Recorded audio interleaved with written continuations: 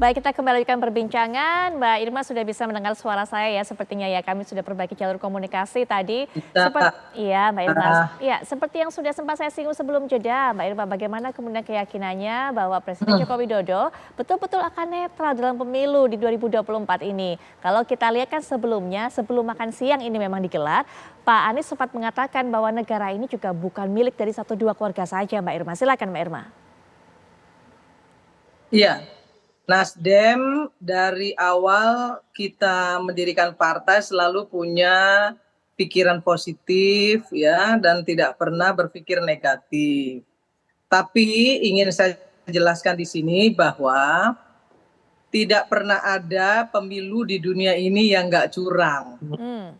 Nah, kecurangannya itu sebatas ya, prosentasenya berapa itulah nanti yang akan kita kawal. Mohon maaf, saya harus bicara seperti ini. Oke. Nah, yang ketiga, saya ingin juga sampaikan kalau kasus seperti yang dialami oleh bangsa Indonesia hari ini terkait dengan keputusan MK untuk bisa meloloskan calon, kita harus ingat ke belakang. Kalau tidak salah dulu juga pernah terjadi ya waktu di zaman mohon maaf sekali ketika zaman Gus Dur ya itu kesehatan, terkait dengan kesehatan itu juga diubah. Kemudian terkait dengan ijazah SMA dari S1 menjadi SMA itu juga pernah dirubah kan gitu. Dan yang lebih ingin saya sampaikan juga ke publik, mohon maaf sekali sama kawan-kawan di DPR RI juga, misalnya Undang-Undang MD3 ya, MD3 itu adalah undang-undang yang dimiliki oleh DPR RI yang setiap 5 tahun atau 1 periode juga dirubah sesuai dengan kepentingan DPR. Mohon maaf ini juga harus saya sampaikan. Nah, hal-hal seperti ini kan memang saya nggak tahu ya apakah ini bisa dibilang logis karena politik itu dinamis atau seperti apa. Tapi menurut saya hal ini terjadi, Mbak. Ketika akan sudah dekat dengan kontestasi politik, pilpres, pasti hal-hal seperti ini sering terjadi. Dan itu bukan baru kali ini, ya kali ini MK yang bikin kegaduhan. Tapi kan sebelum itu juga ada ya undang-undang yang dirubah untuk kepentingan-kepentingan calon yang akan maju sebagai presiden. Itu juga pernah kita alami. Nah, tapi kami dari Nasdem insya Allah siap lahir dan batin untuk melaksanakan kontestasi politik ini dengan riang gembira, dengan keyakinan yang penuh, ya, dengan hati yang bersih bahwa kami berusaha bekerja semaksimal mungkin untuk tentunya bisa memenangkan kontestasi ini di 2024. Saya kira itu penting untuk kami sampaikan kepada publik. Terkait dengan jamuan yang dilakukan oleh presiden dengan mengundang 3 calon presiden, kita perlu apresiasi, nggak perlu juga bicara sinis, nggak perlu juga bicara negatif ya, menduga-duga, abaikan saja. Kita lihat ke depan, kalau memang apa yang dilakukan presiden itu ternyata hanya sekedar lip service, itu akan kembali lagi nantinya kepada presiden. Tapi kalau itu memang kemudian rentetannya ke depan bisa dibuktikan bahwa presiden akan bersikap netral sekalipun ada anaknya di sana sebagai wakil presiden, saya kira itu juga akan kembali terpulang kepada image beliau sebagai presiden yang menurut saya sampai hari ini nih menurut saya adalah salah satu yang terbaik di Republik Indonesia ini. Baik. Saya kira begitu, Putri. Baik, nah ini kan kalau kita bisa sebutkan salah satu hal yang menjadi PR begitu Bang Andre adalah kemudian Mas Gibran ini bisa didampingi atau berdampingan dengan Pak Prabowo Subianto menjadi PR netralitas Pak Jokowi. Mungkinkah kemudian ini terjaga Bang Andre?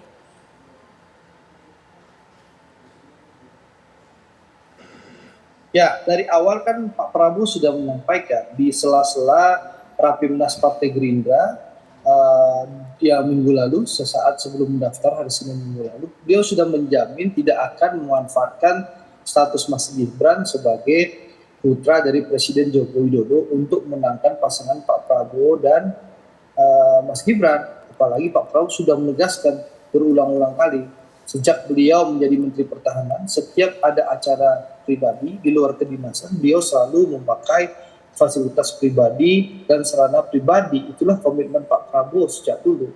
Dan apalagi zaman sekarang kan zaman penuh keterbukaan. Zaman demokrasi, semua orang akan memelototi hal ini. Tentu akan terlihat apakah terjadi ketidaknetralan atau tidak. Ya, itu akan terlihat secara terang-benderang. Ini zaman digital, zaman era keterbukaan. Tidak ada yang bisa disembunyikan zaman sekarang, Putri. Sehingga dan kami di Pak Prabowo maupun Koalisi Indonesia Maju dari awal sangat yakin Pak Jokowi akan netral. Tidak akan mencampur adukan urusan beliau sebagai Presiden Joko Widodo yang seperti disampaikan Mas Bimo tadi dengan beliau sebagai pribadi yang merupakan orang tuanya Mas Gibran. Apalagi seluruh mata menyorot Pak Jokowi. Saya rasa itu akan menjadi legasinya Pak Jokowi, bagaimana beliau akan mengawal pemilu ini supaya berjalan secara damai, aman, nyaman, dan juga pelaksanaannya akan netral dan jauh dari segala kecurangan yang mungkin saja terjadi, seperti yang ditakutkan oleh Uni Irma saya tadi. Tapi yang jelas, mari kita doakan bersama, karena gini, saya ingin malah usul, pertemuan tadi sangat kondusif dan bagus untuk demokrasi. Kenapa tidak dilakukan misalnya sekali 2 minggu, sekali 3 minggu, sehingga tensi yang ada, pertarungan yang ada, kompetisi yang ada antar para kandidat ini tetap terjaga dalam koridor kita satu keluarga besar Indonesia. Mudah-mudahan Presiden mendengar ini, pemerintah mendengar ini, bisa menjadikan ajang rutin ya, sekali 2 minggu atau sekali 3 minggu para kandidat capres dan cawapres diajak makan oleh Pak Presiden Joko Widodo. Supaya apa? Supaya tensi tetap terjaga, suasana sejuk tetap terjaga. Boleh kita berkompetisi secara ketat dan dalam tanda kutip keras, tapi kita satu keluarga besar Indonesia. Contoh saya sama Uni Irma, saya berbeda pilihan, partai maupun calon presiden, tapi Uni Irma tetap uni saya. Mas Bimo, meskipun berbeda partai dan berbeda calon presiden, Mas Bimo tetap masnya Andre Rosiade. Kita saling menghormati, saling menjaga kebersamaan sebagai anak bangsa. Baik, nah kalau mungkin Kang Ujang juga melihat seperti ini, ada 3 baca pres, tantangannya sendiri dari Pak Jokowi untuk bisa kemudian menjaga netralitas pada semuanya, sudah memberdayakan aparat agar kemudian netral, tapi apalagi kemudian PR-nya? Ya pertama gini Mbak Putri, ini diuji ya, ujian bagi Pak Jokowi sikap kenegarawanan, ini penting. Saya selalu mengatakan siapapun ya termasuk presiden khususnya harus punya sikap negarawan itu, artinya apa? Ya saya sih melihat ucapannya gitu ya, termasuk ide dan gagasannya dan perilakunya itu harus mencerminkan kepentingan masyarakat bangsa dan negara. Nah batasannya di situ. Nah saya sih kalau itu batasannya dilakukan oleh Pak Jokowi ya, misalkan melakukan tindakan tadi aparat harus netral, dan itu kan sudah jalan. Ya. Lalu birokrasi juga harus netral. Yang terkait dengan jabatan yang melekat pada diri presiden ya itu harus netral semuanya. Oleh karena itu tadi sikap dan jiwa negarawan itu menjadi penting.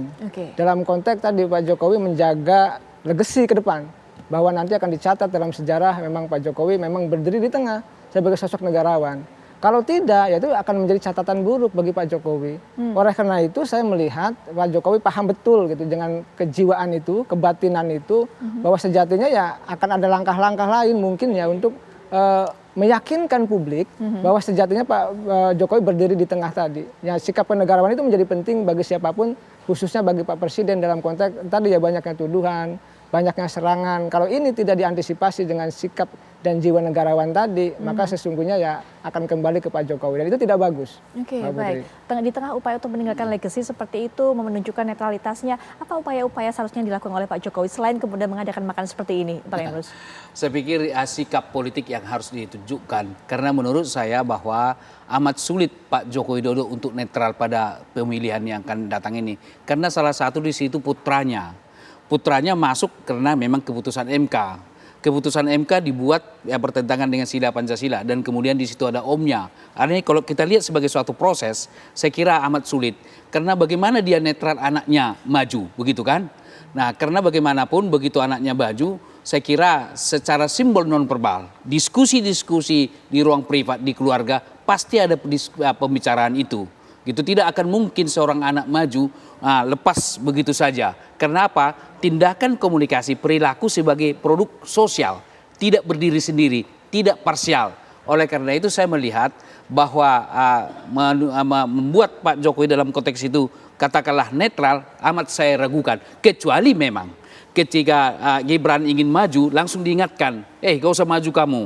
Nanti dikirain saya tidak netral nanti. Seperti yang dilakukan oleh SBY. SBY pernah mengatakan ketika periode kedua tidak akan maju anak saya atau istri saya. Tetapi ini kan ada semacam suatu karpet merah diberikan. Oleh karena itu saya termasuk yang meragukan bahwa Pak Joko Widodo akan netral pada posisi pemilu yang akan datang. Karena ada putra kandungnya, ada darah dagingnya di situ. Dan kemudian kalau kita lihat ke flashback ke belakang, bukankah sekian menteri mengatakan bahwa jabatan presiden itu 3 periode, termasuk LBP yang mengatakan itu, termasuk menteri daripada investasi. Baru kemudian muncul pandangan yang mengatakan bahwa perpanjang masa jabatan. Baru kemudian Mahkamah Konstitusi diputuskan pula lagi dan maju. Nah, kalau kita lihat rangkaian ini, kalau kita melakukan pendekatan fenomenologi, keterkaitan fakta dengan fakta yang satu dengan yang lain, menurut saya amat sulit Pak Joko Widodo untuk memposisikan benar-benar netral. Baik. Bahkan saya melihat, andaikan pun Gibran nanti menang, begitu ya, orang akan mempersepsikan bahwa wah netralitasnya dipertanyakan karena jejak digital tidak bisa dihilangkan begitu saja. Demikian. Baik Bang Emrus, nanti kita lanjutkan, kita dengarkan juga bagaimana pandangan dari Bang Andre, kemudian juga Mas Bimo mengenai apa disampaikan Bang Emrus tadi, tapi setelah jeda berikut ini kami segera kembali.